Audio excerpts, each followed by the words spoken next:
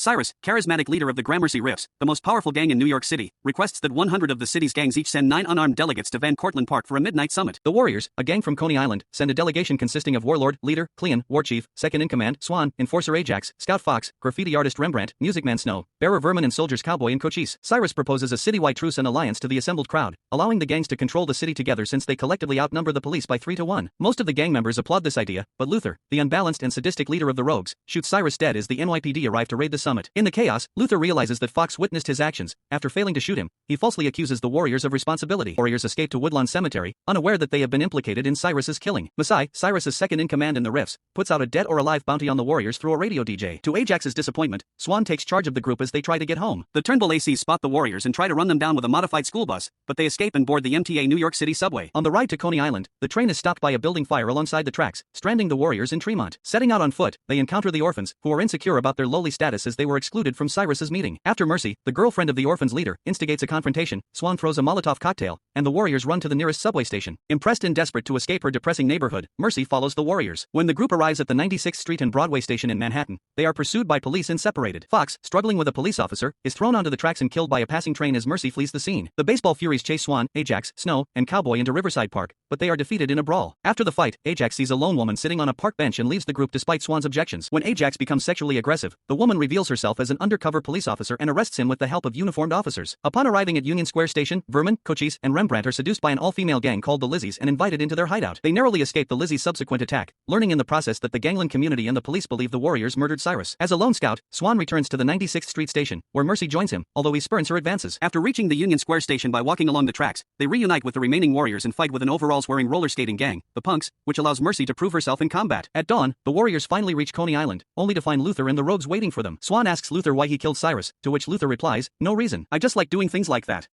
Swan challenges Luther to single combat, but Luther pulls a gun instead. Swan dodges his shot and throws a switchblade into Luther's forearm, disarming him. The Riffs arrive, acknowledging the Warriors' innocence of Cyrus' murder while saluting their courage and skill. The Riffs let the Warriors leave before descending on the rogues and Luther, who screams in anguish at his imminent demise. The radio DJ announces that the bounty on the Warriors has been cancelled and salutes them with a song, In the City. The film ends with Swan, Mercy, and the rest of the gang walking down a Coney Island beach illuminated by the rising sun.